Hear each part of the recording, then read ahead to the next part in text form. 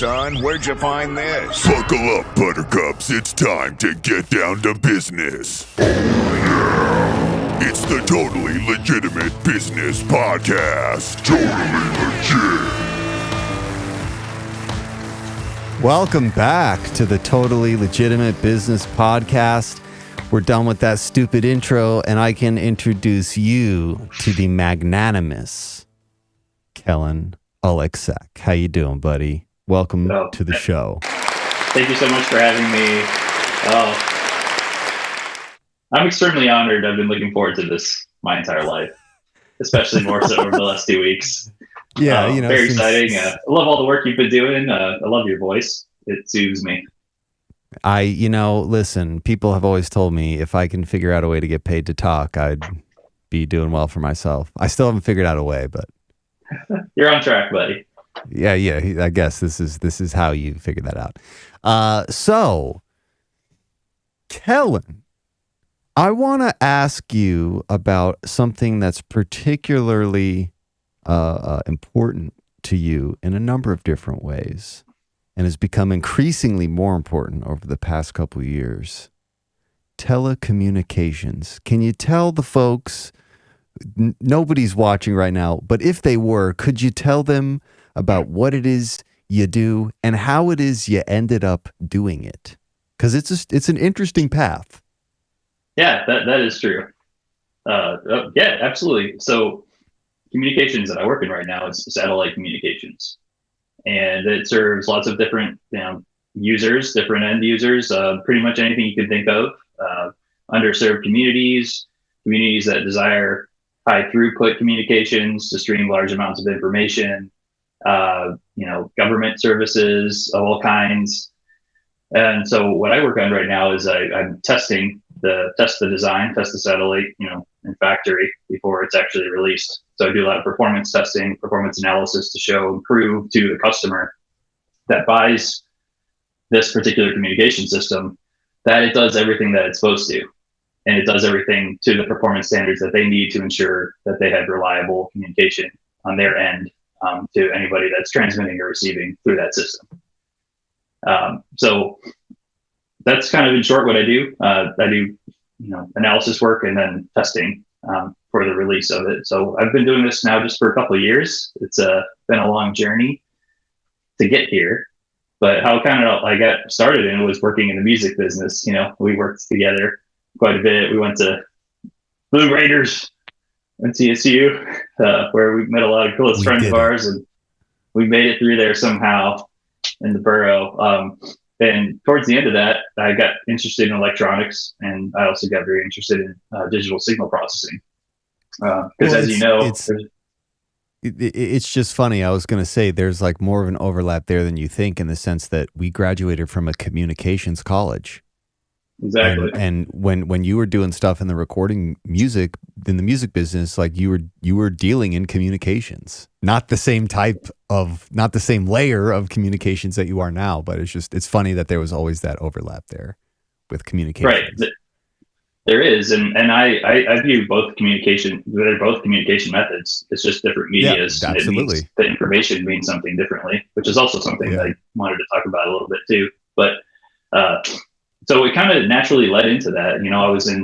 We were in mass media, and we're like, how do we get this out to people? What kind of message are we trying to send? And what kind of music do we want to create to get to people? And so there's that. But then I got really interested in the inner workings of how do you record sound? How do you save it? How do you produce plugins to process sound?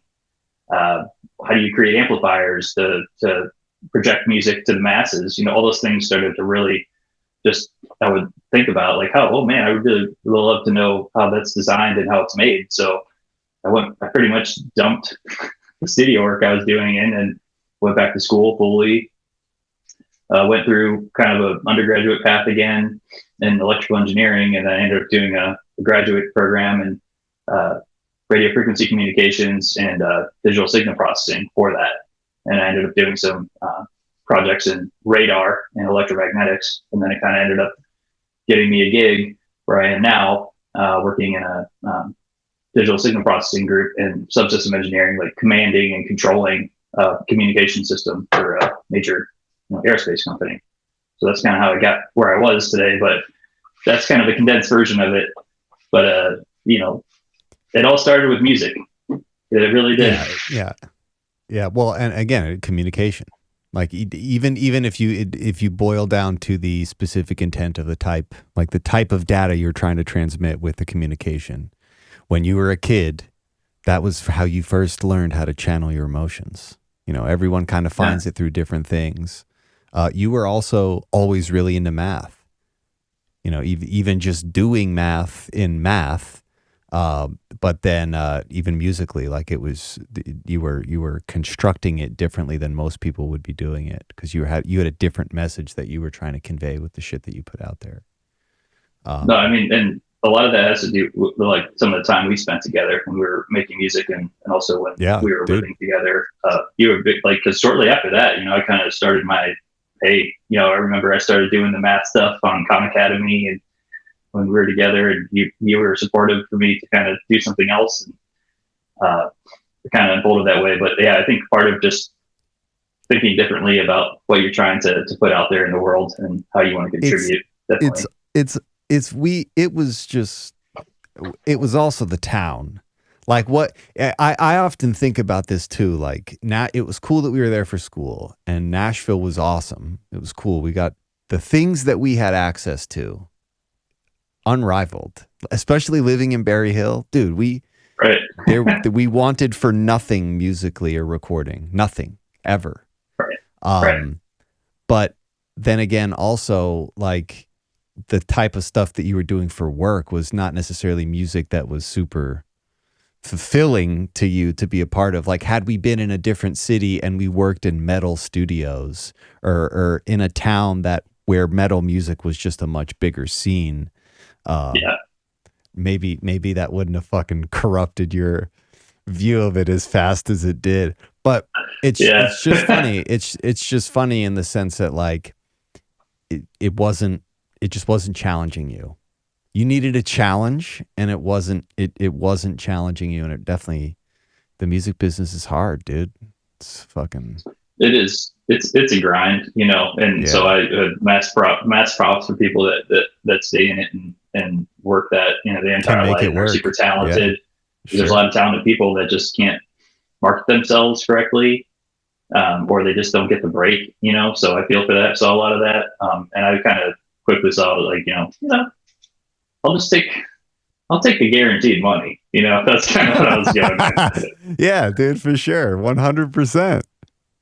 100%. And honestly, this shit is just more interesting to you. Like, I even just hearing you talk about it along the process of you going through all this shit, when you're in Knoxville, like, all the updates, you sounded invigorated about what you were doing in a way that I hadn't heard you speak about, like grinding away demos.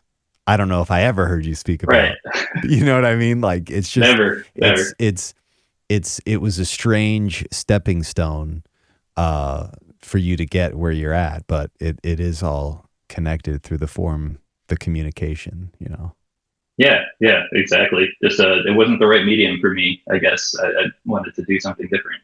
Yeah. So okay, so I know you had some bullet points here. I did a couple. Yeah. Do you have any specific things? Like, I feel like I get a little background on myself, but some knowledge I have to talk to the points. But did you have anything particular?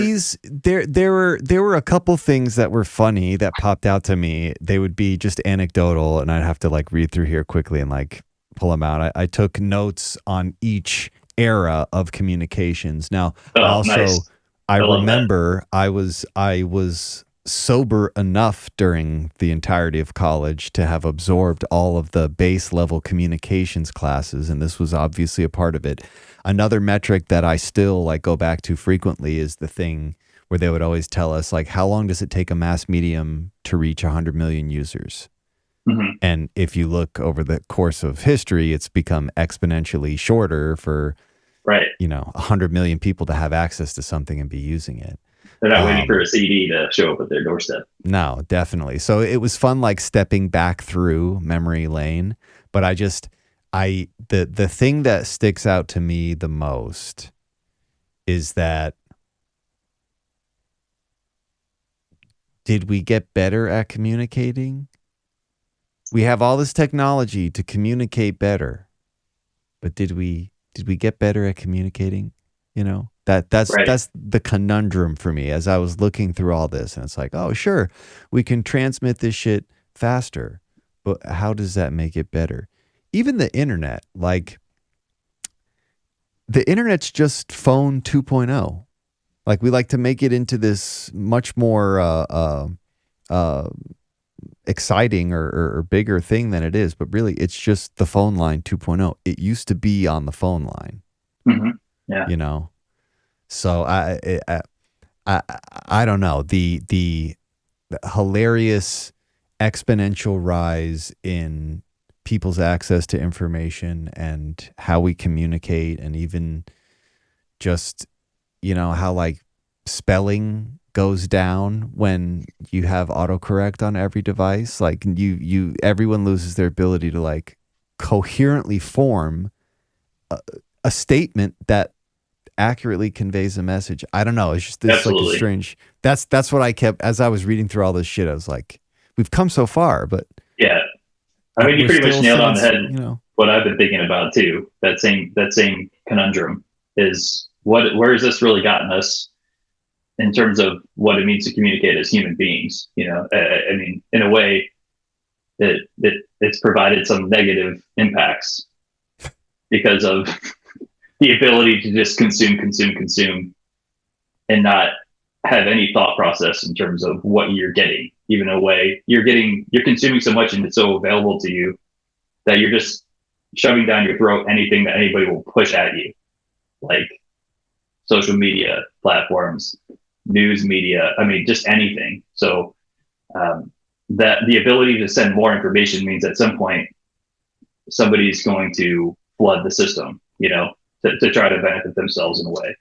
And the people suffer for that in a way in terms of communication as humans, being able to sit next to somebody when you're sitting there waiting for your food or at the takeout and not be on your phone. You know, you can be like, oh, hey, how are you? What are you doing today? How are things going? Or, you know, just looking out the window.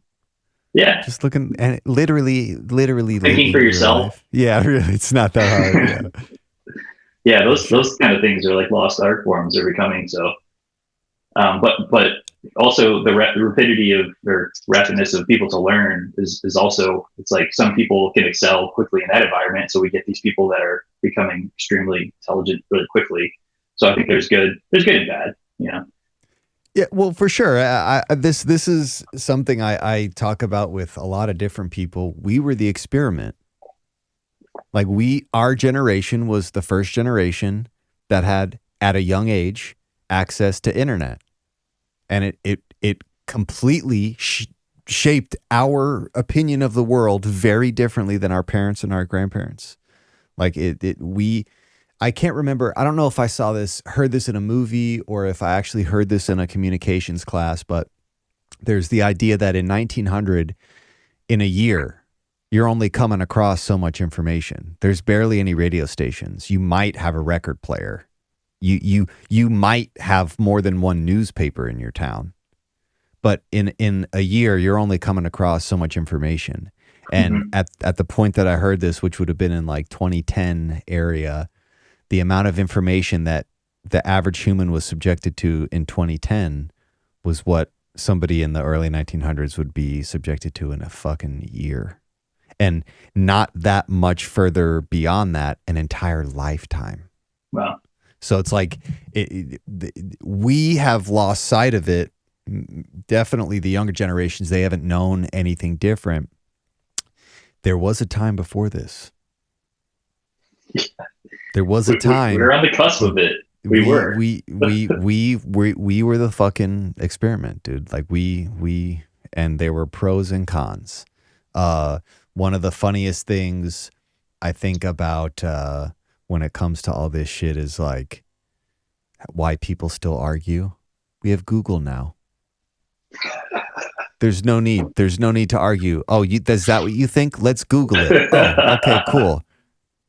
Exactly. But even that's like, if people still forget to do that. They still get upset. They're like, no, whatever. I know I'm not right, but you I'm need, so upset you need to with find you. another source. Well, here's You didn't handle that. I don't believe it. I don't believe I it. don't like how you delivered that information to me.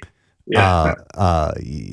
Again, did we get better at communicating, or did we get worse at communicating? We got much worse, sir. Yeah, it's really, it's just very funny. And, you know, I joke about this a lot. We live in a fucking prison of screens. Everywhere we go, we're looking at a fucking screen. And not that long ago, it didn't used to be like this. Mm-hmm. Not that long ago, you weren't constantly connected to shit. But again, it's pros and cons. Like, there's amazing things that come from having instantaneous access to all the information in the world. Like, that's really cool. That's a great thing that modern society can offer us. It's the use cases for it. Yeah. What do the humans use it for? What do they do with it? And as we've learned over the last so many years, we're not all sharp knives in the drawer. Definitely so not. I'll just put it that way. Definitely not. And we also now live in like the age of fucking who knows what's true, right? That's the every year it becomes more difficult to discern, like, is this fucking propaganda? Is this story real? Is this a deep fake? It's going to be so hard to even tell. You used to be able to decipher a little bit on your own just by having general common sense.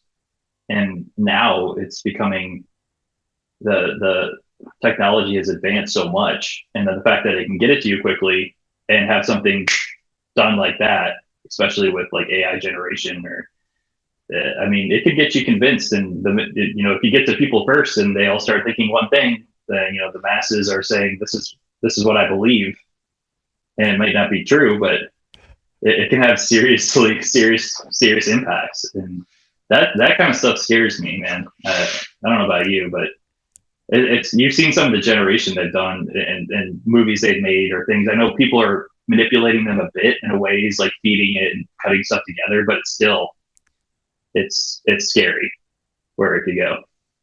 It is very scary. And I think that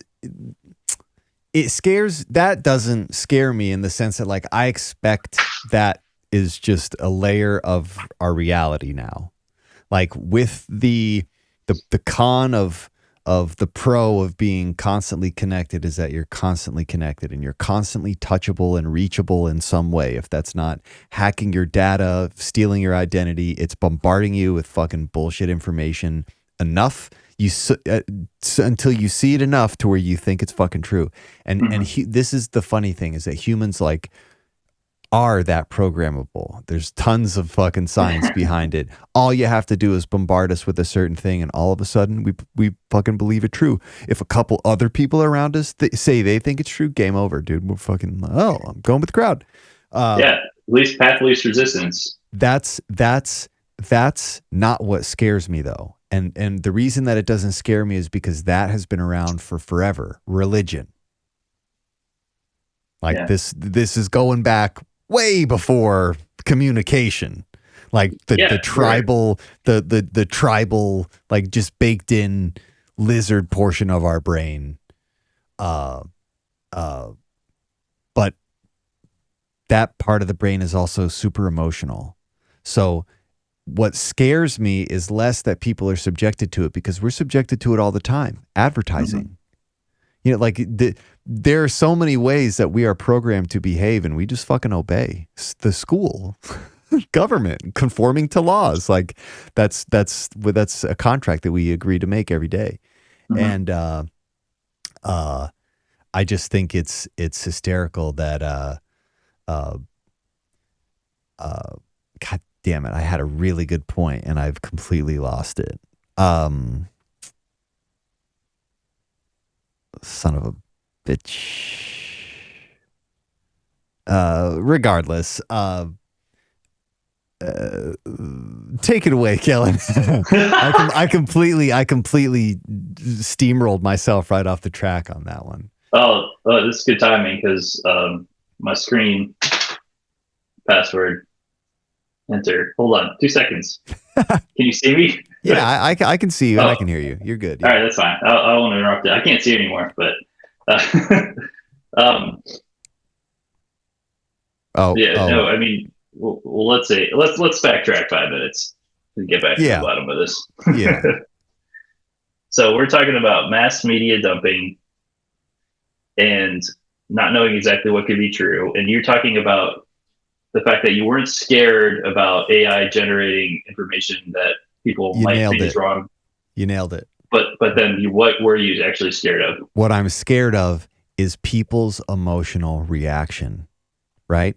So most of the signals that we're sent on a daily basis via our devices or the prison of screens, the matrix of screens that surrounds us, most of those are rather innocuous. Buy this, go here, do these things, listen to this, whatever.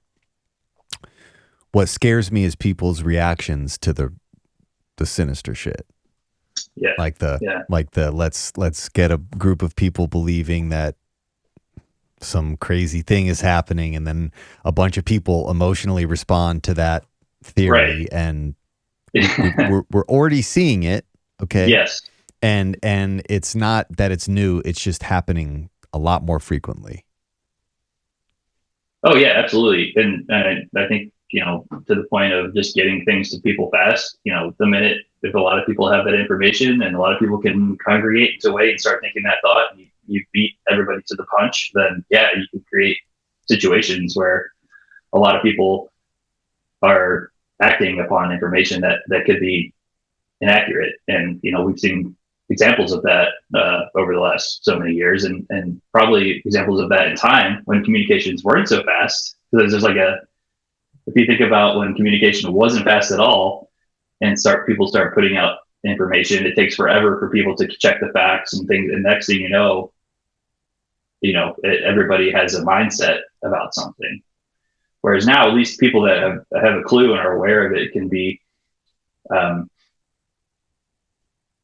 perceptive in the fact that what they're seeing initially may not be the truth, and they can at least do their due diligence to understand what's actually happening or what actual information is there.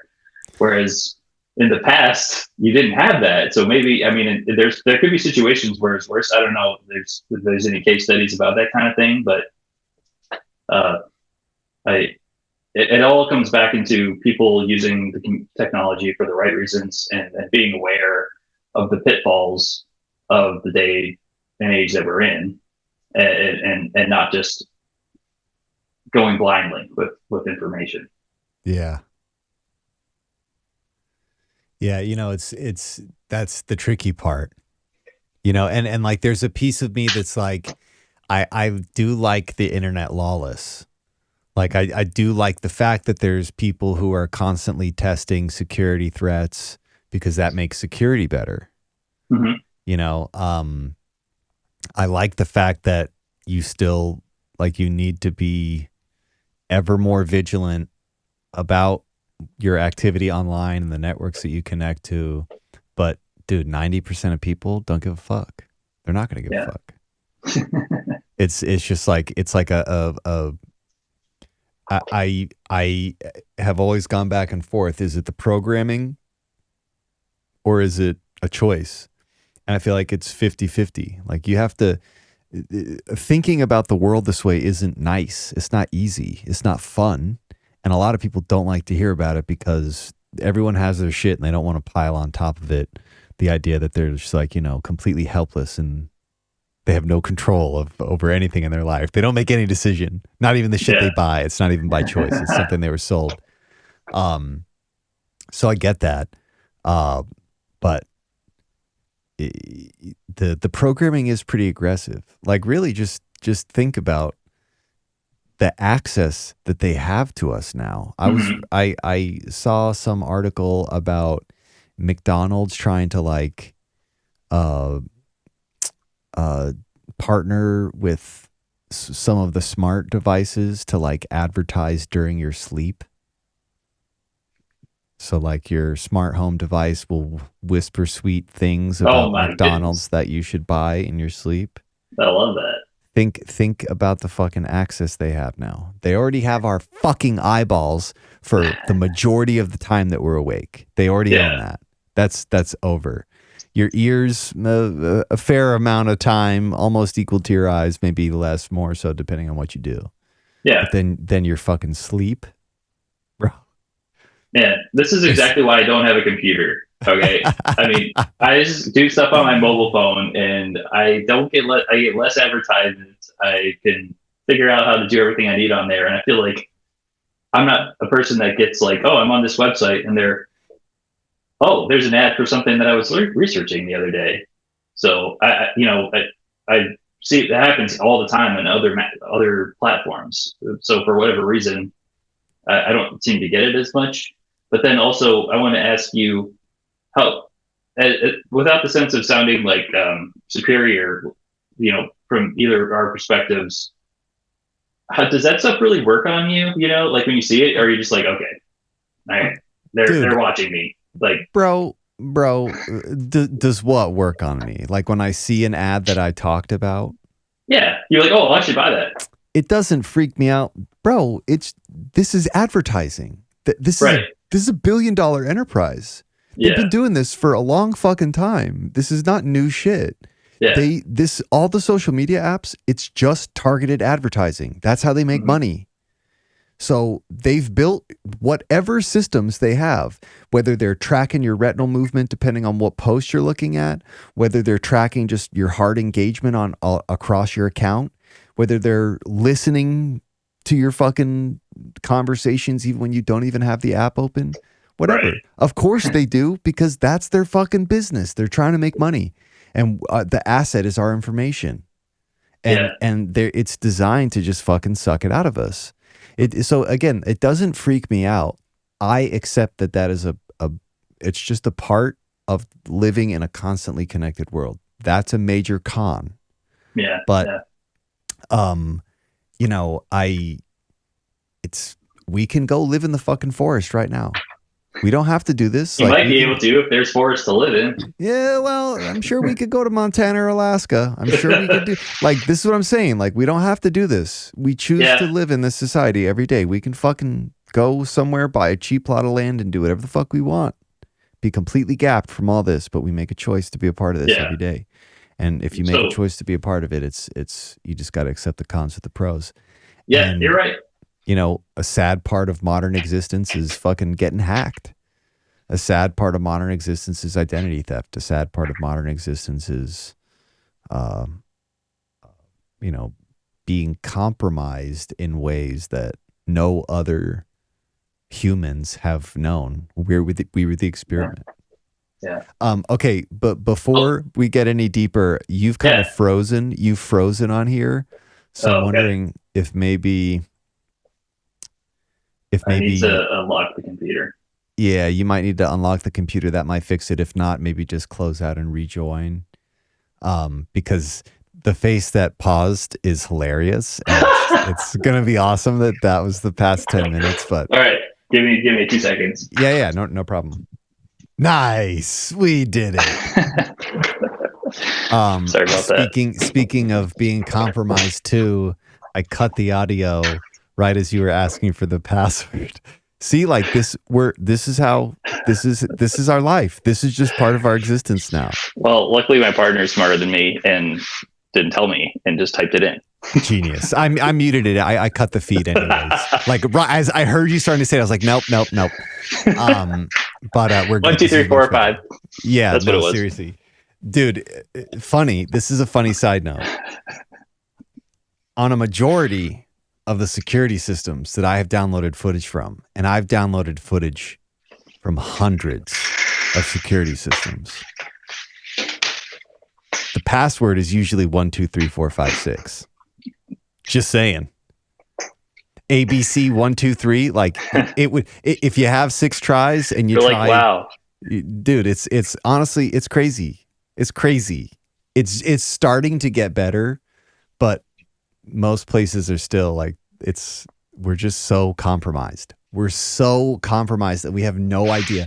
This is what's funny to me, dude. Like specifically, if we want to talk in terms of like how the communication is maybe used against us, like when Edward Snowden said there's limitless wiretapping occurring, right? That was in like 2014. And he came with the proof, and everyone was just like, eh. And then recently, people are getting super concerned about their data being compromised. It's like, guys, it was compromised then. That was 10 fucking years ago. Like, whatever information you thought was secure, it's not. If you go to Have I Gotten Pwned or whatever that website is and put in your email address, guarantee you it's been compromised. In some data leak, in some fucking company's hacking. You know what I mean? Right. So I guess my question to you would be like, in terms, as somebody who's a communication specialist, on the horizons, what are the things in just terms of like, what are the things that scare you just in terms of something being hacked, something being compromised, the state of the infrastructure, and what you think will be like the real threats as we move into the, at least I guess, near future, with how quickly this technology moves. You know, I'm sure 20 years, who knows what we'll be doing, but I mean, interestingly, there's lots of different fields in terms of communication. This particular one, like cybersecurity, information system, that stuff, I don't know very much about, but I can tell you that if we ever get to like quantum computing levels, like just forget about like any type of password protection or whatever you have, because that thing will break it regardless. It's just like, oh, I can do this. I can brute force anything because I can do calculations so fast that I can just try everything and I don't even care, so at that point, what do you do? I think that there always has to be some kind of like hardware mechanism or hardware safety that's involved in it, and it usually involves a human being, which means it's inherently flawed. You mean you mean like a hard switch, or what? Well, like for instance, like locks can be broken, or you can convince somebody to unlock something for you. Right. So in terms of, is there any way to like fully protect something digitally? I mean, I think that probably goes into blockchain. I think that if that has certain practices that everybody follows and can certify that something's true, but also be able to protect people's information, that's probably, where it's going to go. Yeah. Sure. So I think that is kind of my answer in that. There needs to be something developed to handle this, maybe it doesn't exist right now besides humans practices. I think you're right. I too, not to like fucking shill crypto, but I think it's going to be blockchain too. The whole reason I got into crypto in the first place was because what blockchain is. It took my buddy a bunch of times to explain it to me for me to understand what it is. But once I understood the concept in its most basic form, it became clear that this solves a lot of the internet security issues, the digital ownership question. How can you verify something is, authentically digitally yours as we move into a more digital-based society? I mean, like fucking, bro, everything's digital now. Tickets. I haven't had a fucking ticket stub for a concert in a very fucking long time. Everything's digital now. And it's sad. What do you do with your concert tickets? You can't put them on the wall anymore. Well, I have the fucking memories. It's all about the ticket, man. It's not about the show. Yeah, you're totally right. I only have like a real handful of tickets, but I digress. But I will agree with you. I think it's blockchain. I think how do we solve a lot of the issues with access on the internet now, and blockchain offers pretty reasonable solutions.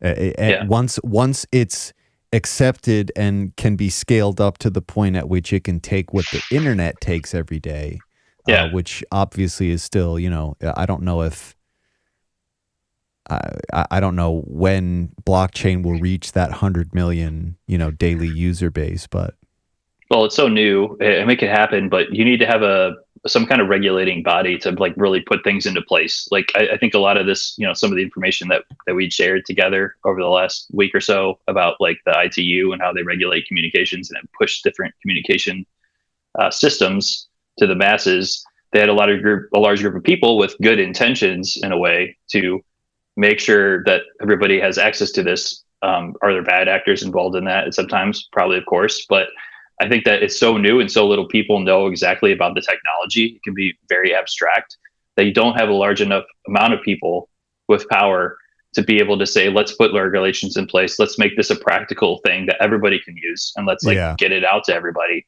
And I think that that's what's stopping it, but it's knowledge of what it really is. And then it's getting the world to say, I agree to making this a type of information system that everybody uses because it has a large benefits, and we're going to support the system, and people are going to put money into it. All the countries are going to put money into it, and this is the way we're going to go. But it takes that. And when is that going to happen? It's hard to say. I mean, you're not wrong. You're not wrong at all.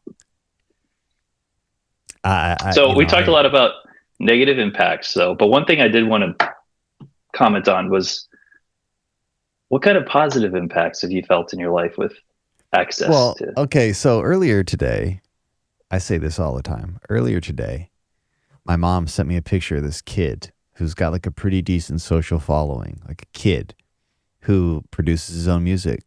He like records it all, like produces it, recreates songs. He's like super talented. And she's like, his parents weren't even musicians or engineers. And I was like, yeah, but that kid has YouTube. And I think I use YouTube religiously for if I want to learn anything about anything. The first place I go to check and see if there's a tutorial on is fucking YouTube. Exactly. And it is more than paid for itself. And even with like how I spend my time on my phone, I've had to like trick myself. And I just now spend a lot of time on learning apps. So it's like I'm playing a game on my phone, but I'm learning. See? Yeah. But that's a positive to me. Like the fact that I can have access to all of that information with one device or, a couple different devices, and anything is fucking possible. Like really, YouTube alone, that's, not even bringing into account all of the other internet forums. Dude, forums have saved my ass so many times. Right. With recording shit, with gaming, with whatever. Like having the collective knowledge pool at your ready access, I wouldn't trade that. I wouldn't go back before this, because to give that up would be major for me. I like learning shit. I like amassing information. But you're using it to better yourself and to learn. And well, not all the time. Well, you waste time too. Of course, everybody does that. But like, in general, it's a thing. I spend a legitimate amount of time learning shit on YouTube. And it can, like when I got the e-bike, I learned so much shit about e-bikes by watching people take their bikes apart. It's cool to be able to dip your toes in the knowledge pool. And it really is anything, like any question you have that some asshole on the internet has answered it or at least asked it. Right. What do you, in your eyes, what are the biggest pros? I mean, it's very similar. Like I remember just learning how to play an instrument I was just YouTubing all the time, and like YouTubing people playing the guitar style or whatever and showing and just watching. Just be like, oh, this is really cool. Like, I don't need to go get an instructor. I can find exactly like what I like to watch, and I can watch people play, and I can sit there and I can learn it, and I can play it over and over again, or I could have somebody show me how to do something. So it's like you mentioned bicycles, like just literally recently, I have an old bike from my mom from like the 1970s that kind of got dilapidated over this winter with like the rain and stuff. And I'm just like YouTubing. How do I take it apart? How do I take this off? How do I take off the brakes? How do I replace them? How do I get the freewheel off? Like stuff like that. I mean, and it's fun, and it's good, healthy entertainment, and you learn in the process, and it's like right there at your fingertips. And I'm sitting and I'm like, oh, I'm messing around with this for an hour. It's like, this doesn't work. I go, how do you do this? Yep. Somebody has a video and they're like, let me show you how to do this. Some asshole has a video. And like, I would never be like that. Like I say now, but people out there, I have mad respect for saying, hey, I have a skill. I want to share it with other people, because there's a lot of people that make their living off stuff like that, and so they're giving away little trades, and, you're never going to do it quite the same. But I love that aspect about it. I love the fact that we can sit here and do this and connect in a way that, is just kind of unheard of for most of humanity. The remote that we access can see each other. Yeah. We're instant. It's like you're there, I mean, it's really nice. It keeps, I think, people's general mood about being connected to others up, and helps people feel less isolated. So I think to me, those are kind of two of the main things, just connecting with people quickly when you want to. Not saying that I do a lot, but when you need to, it's right there. Well, again, just having the ability to at random be able to remotely connect with anybody in the world. I wouldn't trade that. I wouldn't go back before then, because the world is a cooler and more interesting place that way.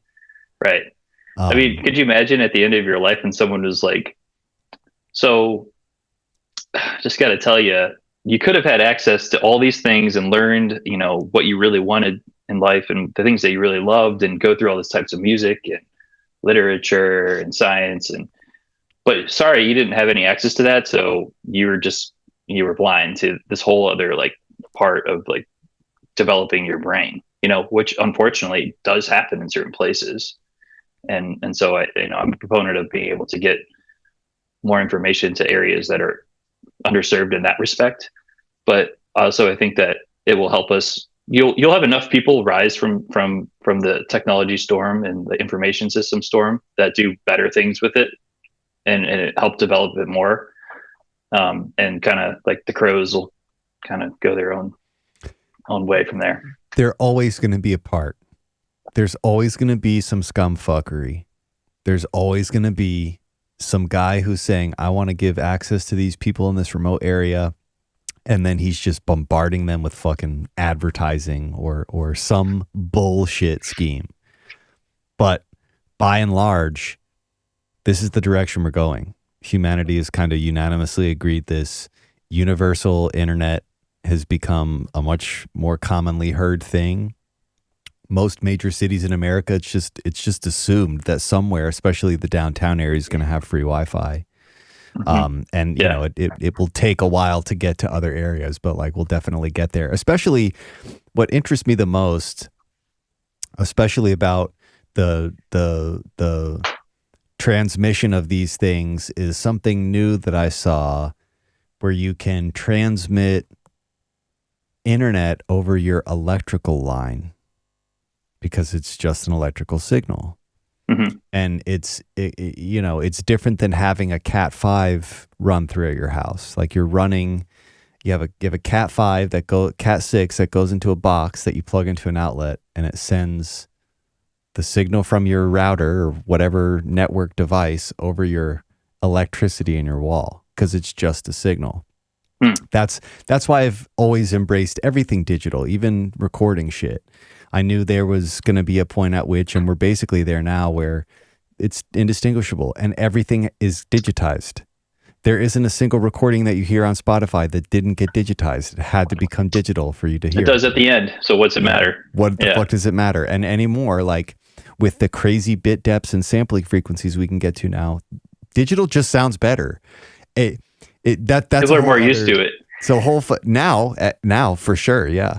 Yeah, and it's gotten light years better. I mean, they have emulators. They have the IR responses. They literally do all the IR responses for all the dope cabs. Cleaner, and more reliably than miking it in a room. And you can change it immediately. So it's like, I've been like, man, why am I still holding on to this analog amp head when I could just like get rid of it and I could go fractal or something? And I just have like 50 different amp heads right now, and I'm not going to be able to tell the difference. Nobody's ever going to know. No, they won't. I love that.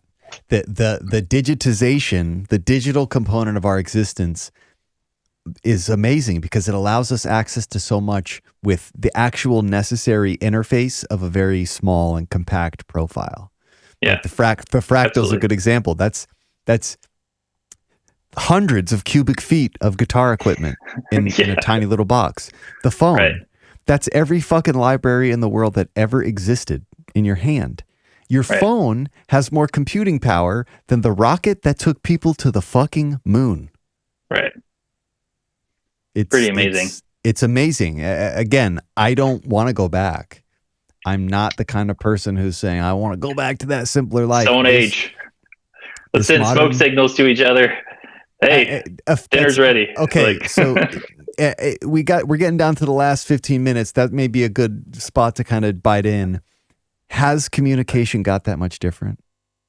Like when I see how most people communicate with each other through text now, that shit looks like hieroglyphics. It looks like goddamn shit that got scratched on the inside of a cave with ash. That's what it looks like. Yeah. And like, did we evolve at all? Did anything change, or are we just sending like, Well, I think signals? So. I mean, humans are amazing at condensing information in a way, because that's how they developed all these systems. It was required, yeah. It's at so many different points. There's so little that you need to actually get from a word or a sentence to understand what it means, And so people, I get it. A lot of people would roll in their graves of not being like grammatically correct or anything, but I think that it's pretty amazing that you can send something to someone that's super condensed and short, and they're going to understand you. So it's like, Is that more efficient? Is that better? So what if it's not an actually English word or whatever? Like I've always found that was pretty amazing that humans can understand it. I mean, if you're sending it to your grandmother, maybe sometimes certain things like she might not understand, but she doesn't know yet. I guess that is kind of what I'm saying. Is like, did it really change? Like ultimately, we're still using the maybe incredible network of communications infrastructure that we have now we're just simply communicating very simple messages, and even the real complex ones, are they really that complex? Yeah. That's something. What are the human needs?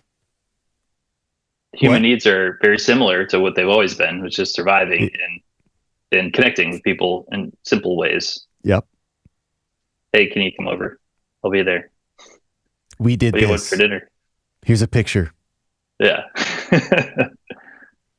No, dude, I was going through the history of all that stuff, and that's just like the thing. Another thing that I couldn't really get over is like, did it change? We're just sending slightly more advanced smoke signals to each other now.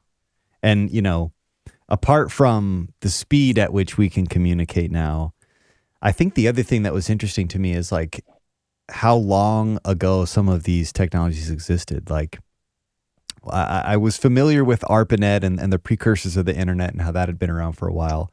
But the first video phone call, I think it was in the articles that you sent, and I don't remember exactly where I wrote it down, but it came a little bit after, because they had already discovered radio waves and knew how to transmit and even a visual image, but it had to come after the cathode ray tube. And it cost like $550 million, and it was like the shitty small cathode ray tube, like the very first FaceTime. That was probably the shittiest of the shit, but just we had it that long ago, like we had portable phone technology in the 60s. About 100 years ago, not even maybe. Yeah. And it's crazy. And this always like pisses me off because of how wasteful it is. Like how when the new thing comes out, we just as a society abandon the old one. We're like, all right, no one ever use these again. And in fact, we're going to make it illegal for you to do that. You know, we did it with the analog to digital TV signals, probably some of the phone lines, definitely with the internet line transmissions with going from cable to fiber optic. You know, as soon as we pick something new, we're just like, fuck it. We're done with the old thing. DSL, never using that again. Yeah, I mean, it's important to try to reuse infrastructure when you can. But some of them aren't made robust enough to handle the fidelity of like sending large amounts of information, because it all relies on your signal integrity being really high. Yeah. If you're going to send a lot of information. But I don't think in general that we've gone too far from like what we're actually trying to tell each other. You know, like overall, like human beings will evolve more, but it's just a short period of time for all this technology to really like affect us in a way that we're gonna change like significantly, because of the process of evolution taking millions of years. Yeah, right. But maybe it will, and it's hard to say because we'll never see it. But we kind of I would say we're at the beginning of it.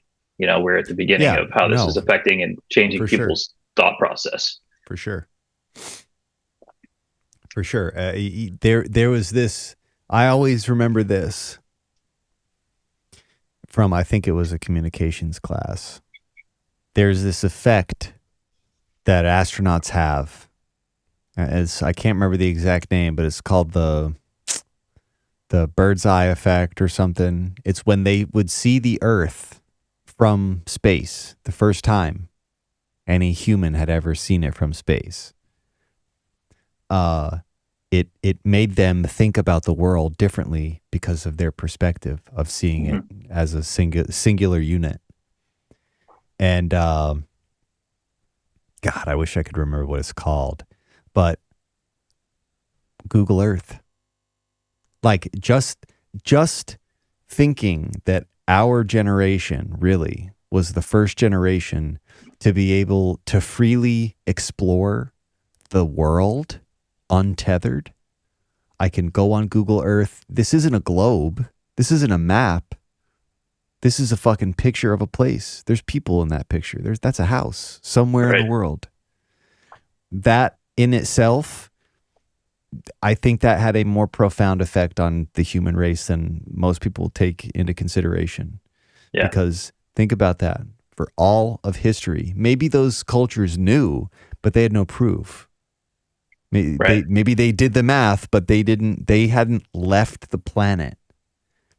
And when the first wave of astronauts that left the planet, overview effect, that's what it's called. Okay.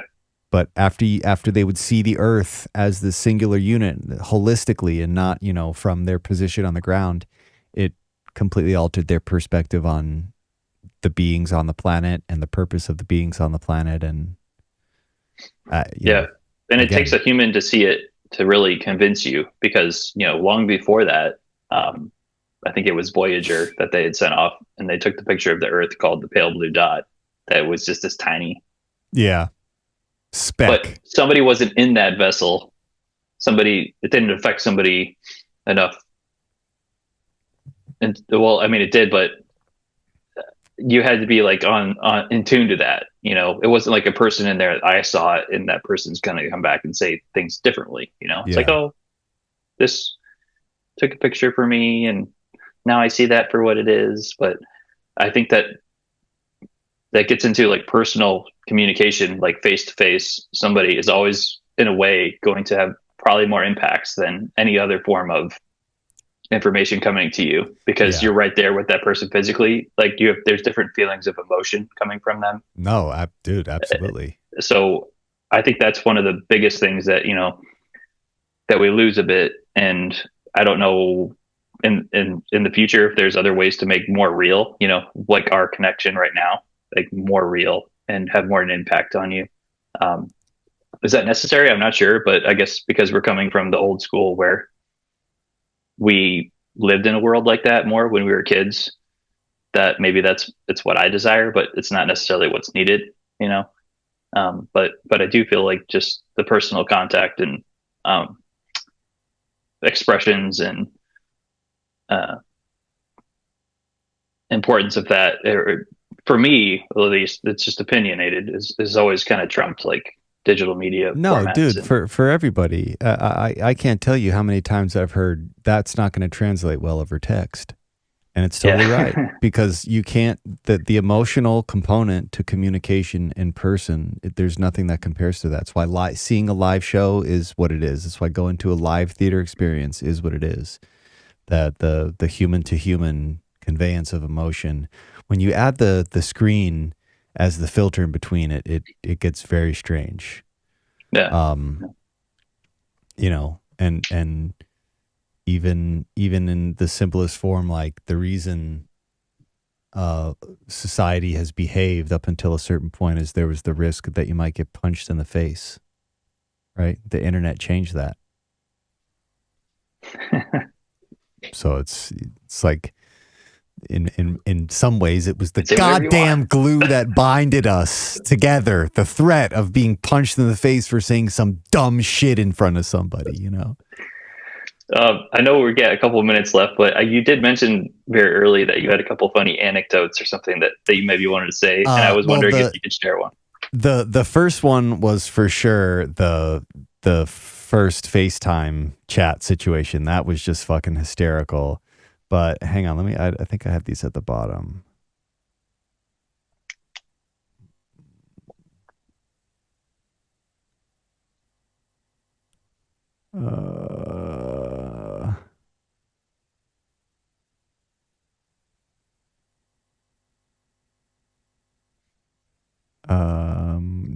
Nope. 1 second.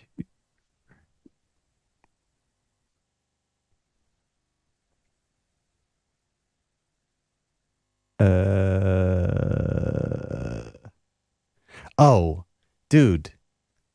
Alexander Graham Bell was fucking savage. He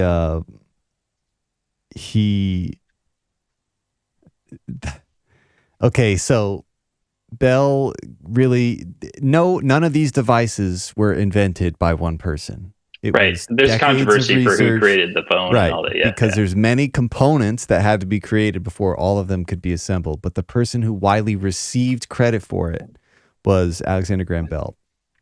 He held the master patent, and it was required for such services in both the UK and the US.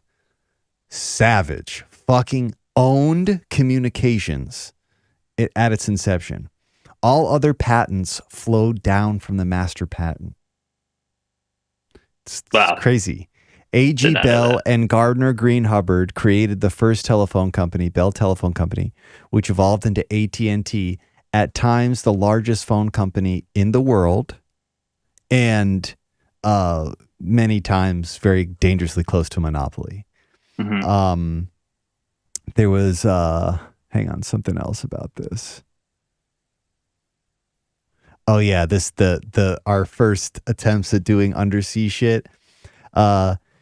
Transatlantic voice comms remained impossible for customers until January 1927, when a connection was established using radio. No, wait, I forgot something here. Oh yeah, no cable connection existed until TAT-1 in September of 1956, providing 36 telephone circuits. And only 6 years before the first commercial telecom satellite, Telstar, is launched. Wow. That's fucking, again, it's like the rate at which this shit moves and how quickly we abandon the old thing is just so funny. It's so human. It's like, oh, something new? Fuck this old shit. Completely new. We're going with this now. This is clearly way better. We're doing this. But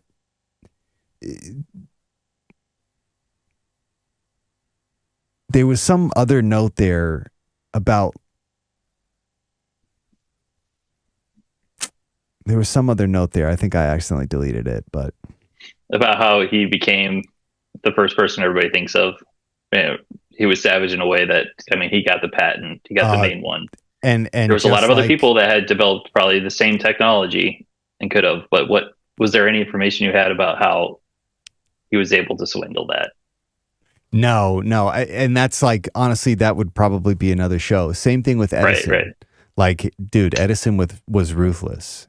Yeah. Bro, yeah. It's like debatable he did any of the fucking inventions. He was just really a patent farm. Tesla even said that. But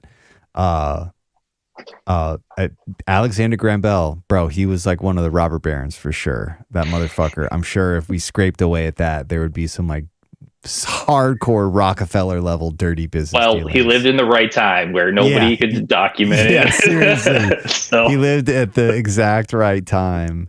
You know, that's something that I talk about frequently too. Like the reason serial killers were so abundant in the 70s and 80s, no security cameras. There was no deterrent. And then as that technology became more of a thing, and then of course with cell phones, like, bro, nobody commits a murder without leaving some data somewhere. No criminal is that good. I don't know if you heard the Long Island serial killer. I did. I heard about that a little bit. Pretty crazy. They got BTK. They'll get you. Golden State Killer. Nobody is good. Yeah. Nobody's too good for this shit. Yeah, that's a scary one, man. That was right in your back of your woods there. So, well, Courtney must have been kind of hairy. Yeah, we've been paying attention to that. Not really. I mean, not compared to the shit I see in New York, but, bro. That's a whole other one, like the active serial killers. You're gonna have to talk about that. I don't know if you've already done an episode on that, but Clint and I did one, but it was like real half cocked. Like we decided right before we were gonna go on and do it. Okay, just go and do some research deep into it. Yeah, that's 50 fucking episodes. There's so many different strange rabbit holes you can find yourself down. James, that's your door in to the making money talking.